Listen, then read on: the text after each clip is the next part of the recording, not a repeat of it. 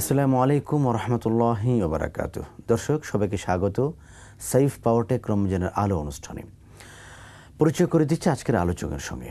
আলোচনা করার জন্য আমাদের সঙ্গে আছেন প্রখ্যাত ইসলামী চিন্তাবিদ মাওলানা মোহাম্মদ জালাল উদ্দিন।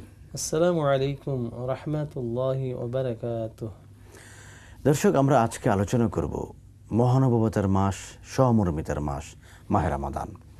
মোহতারাম, রমাদানুল করিম মানুষের ভিতরে মহানুভবতার সৃষ্টি করে, ভ্রাতৃত্ব বোধের চেতনা জাগ্রত করে, অন্যের ভালো এবং কল্যাণ প্রত্যাশার চেতনা জাগ্রত করে। কোরআন ও সুন্নাহর দৃষ্টিতে এই বিষয়টি নিয়ে যদি আপনি আলোচনা করেন। আউযু বিল্লাহি মিনাশ শাইতানির রাজিম। বিসমিল্লাহির রহমানির রহিম। আর রহমান আল্লামাল কুরআন খালাকাল ইনসান আল্লামাহুল বায়ান। প্রাণপ্রিয় দর্শক ভাই বোনেরা, এইমাত্র আমার বিষয় সম্পর্কে আপনারা অবহিত হলেন। রমজান মাস মায়া, ভালোবাসা, মহাব্বতের মাস। এই প্রসঙ্গে আপনাদের খেদমতে কিছু আলোচনা করব। আশা করি আপনারা মনোযোগ সহকারে শুনবেন এবং আমল করবেন। আল্লাহ আপনাদের অবশ্যই পরকালে নাজাত দিবেন, এমনটি আমরা এখান থেকে কামনা করছি। আল কোরআনে 114টি সূরা আছে। তার মধ্যে একটি সূরা রহমান। রহমান মানে দয়া করা, রহমান মানে মায়া করা। আমরা সূরা ফাতিহার শুরুতে আমরা বলি আলহামদুলিল্লাহ রাব্বিল আলামিন আর রহমান আর রহিম। রহম মানে দয়া, রাহিমও মানে দয়া। আল্লাহ পাকের 99টি নাম আছে, তার ভিতরে একটি নাম আছে আর রহমান। আল্লাহ পাকের একটি নাম আছে আর রহিম। দয়া, মায়া, ভালোবাসা একটি মুমিনের জীবনে সবচাইতে ভালো গুণ। যেই গুণটি আমরা মাহে রমজানে নতুন করে আবার আমরা সেটা তৈরি করতে পারি, যাদের ভিতরে অভাব থেকে গেছে। একটি সহিহ হাদিসে এসেছে, এক মহিলা আয়েশা সিদ্দিকা রাদিয়াল্লাহু আনহার বাসায় গেলেন এবং তার দুই কাঁধে মানে দুই কোলে দুই সন্তান, সবাই ক্ষুধার্ত। উম্মাহাতুল মুমিনিন আয়েশা সিদ্দিকা রাদিয়াল্লাহু আনহা বলেন, আমি ক্ষুধার্ত তিনজনকে দেখে আমি দুই বাচ্চাকে দুইটি খেজুর খেতে দিলাম। এবার দুই ক্ষুধার্ত দুই বাচ্চা খেজুর নিলেন, খেজুর খাচ্ছেন মজা করে।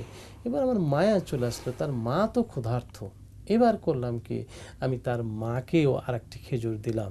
এই ক্ষুধার্তর মা খেজুরটি নিয়ে খাবার শুরু করবে, এমন সময় দুটি বাচ্চা এই খেজুর নিয়ে কাড়াকাড়ি শুরু করেছেন। উনি করলেন কি, খেজুরটি দুই বাচ্চাকে দিলেন, কিন্তু একটুকু মন খারাপ করলেন না। আল্লাহর নবী মুহাম্মদুর রাসূলুল্লাহ বাসায় আসলেন। এখানে লক্ষণীয় বিষয়, আয়েশা সিদ্দিকা রাদিয়াল্লাহু আনহা কিন্তু মা ছিলেন না, তার ছেলে মেয়ে ছিল না। যে জানতেন না যে ছেলে মেয়ের প্রতি মায়ের কত দরদ, কত ভালোবাসা। যে মা পেটে দীর্ঘদিন রেখেছে, যে মা তাকে দীর্ঘদিন পর্যন্ত দুধ পান করিয়েছেন, মার নজর যে কি পরিমাণ আল্লাহ ছাড়া কেউ বলতে পারবে না। মায়ের ব্লাড আর ওই বাচ্চার ব্লাড কিন্তু একই ব্লাড। তো ঠিক উনি বললেন যে ইয়া রাসূলুল্লাহ, আমি এমন মহিলা, এত মায়া, নিজে ক্ষুধার্ত, তো বাচ্চারা নিল, বাচ্চাদের মুখে খেজুর খাওয়ালো, কিন্তু একটুকু মন খারাপ করলো না।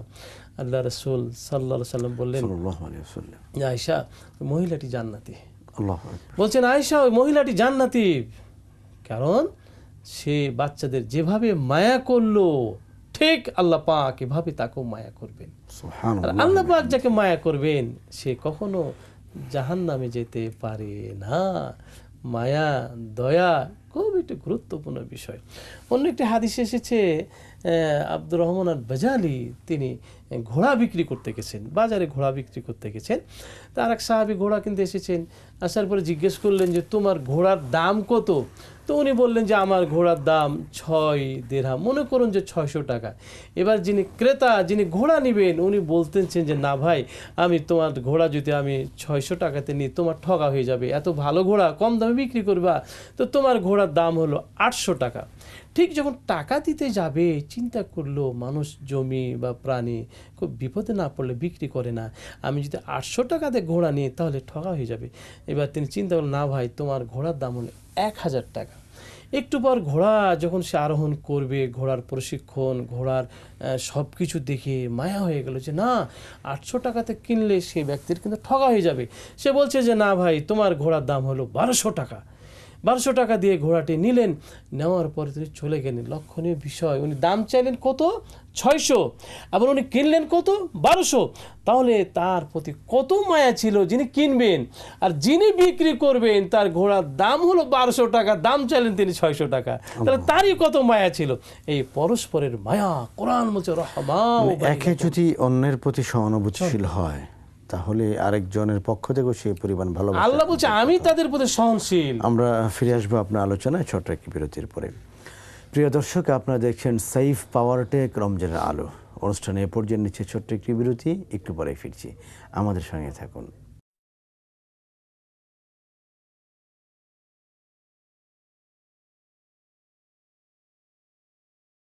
দর্শক, বিরতির পর আবার আমন্ত্রণ। আপনারা দেখছেন সাইফ পাওয়ারটেক রমজানের আলো। মোহতারাম, আপনি যেটি বলছিলেন, একজন মানুষ যখন অন্যকে ভালোবাসে, অন্যকে মহাব্বত করে, তার প্রতি ভ্রাতৃত্ব বোধ প্রদর্শন করে, তখন আল্লাহ রাব্বুল আলামিনের পক্ষ থেকে তার প্রতি রহমত নাযিল হয়। সুবহানাল্লাহি ওয়া বিহামদিহি। এবং ঠিক দুইজনের ভিতরে ঝগড়া শুরু হয়ে যায়, আল্লাহ বলছে ওখান থেকে আমি বেরিয়ে আসি। আল্লাহ যেখান থেকে বেরিয়ে যান, শয়তান সে জায়গাটি দখল করে নেয়। সাহাবীদের আদর্শ দেখলে আমরা দেখতে পাবো, দুটি পাশের মুদির দোকান, একটি দোকানে বিক্রি হচ্ছে, আরেকটি দোকানে বিক্রি হচ্ছে না। একটি দোকানে প্রচুর কাস্টমার, আরেকটি দোকানের কাস্টমার নেই। তিনি করলেন কি, 100 টাকা বিক্রি করলেন। বিক্রি করার পর কাপড় দিয়ে দোকানটা ঢেকে দিলেন। ঢেকে তো কাস্টমার আসে, বলছে ভাইয়ের দোকান থেকে তুমি কিনো, আমি বিক্রি করবো না। কেন? ওনার 100 টাকা বিক্রি হবে, তারপর আমি 101 টাকায় আমি বিক্রি করতে যাবো, 1 টাকায় বিক্রি করতে যাবো। তাহলে প্রতিবেশীর সাথে প্রতিবেশী দোকানদারের কি মায়া, কি টান। তাকে জিজ্ঞেস করা হলে আপনি এত মায়া করেন, উনি বলেন যে কিয়ামতের দিন আল্লাহ পাক প্রথম যে হিসাব নিকাশ করবেন, একটি হাদিস এসেছে, প্রতিবেশীর হিসাব নিকাশ করবেন। প্রতিবেশী যদি আপনাকে ভালো বলে, তাহলে আল্লাহ আপনাকে ভালো বলবে।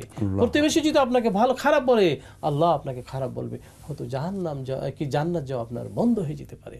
তাই ওসমান রাদিয়াল্লাহু আনহু তার এক প্রতিবেশী মদ খেতেন, তিনি তার অভিযোগ কিন্তু কোর্টে দেন নাই, তার বিরুদ্ধে নালিশ করতে চাই নাই। কেন আপনি নালিশ করেন? সে আমার প্রতিবেশী, আমি তাকে বুঝিয়ে সুঝিয়ে কিভাবে অন্যের থেকে বিরত করে রাখতে পারি, কারণ সে আমার বিরুদ্ধে যদি নালিশ করে আমি পরকালে আটকা পড়ে যাব। ইমাম আবু হানিফা রাহিমাহুল্লাহ, তার এক প্রতিবেশী এক চামার ছিলেন, প্রত্যেকদিন গানা বাজনা করেন, তারপরও তার বিরুদ্ধে কোনো নালিশ করেন নাই। তাকে যখন পুলিশে ধরে নিয়ে যায় হাজত থেকে, তিনি বের করে নিয়ে আসেন। তিনি প্রথমে চলে গেলেন যে ভাই তুমি আমাকে ক্ষমা করে দাও।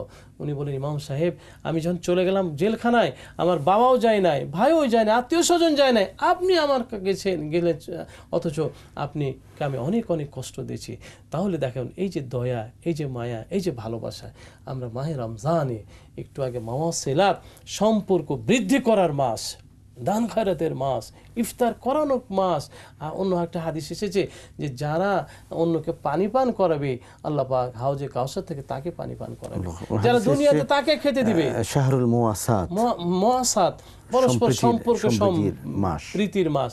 যারা অন্যকে কাপড় পরিধান করাবে, আল্লাহ রাসূল বলেন জান্নাতের কাপড় দিয়ে তার কি করা হবে? বিনিময় করা হবে। ঠিক এমনি করে আমরা প্রত্যেকটার বিনিময় খুব সহজভাবে আমরা সেই জান্নাতে পেয়ে যাব। আর এই সুযোগগুলি কিন্তু মাহে রমজান আমাদের জন্য করে দিচ্ছে।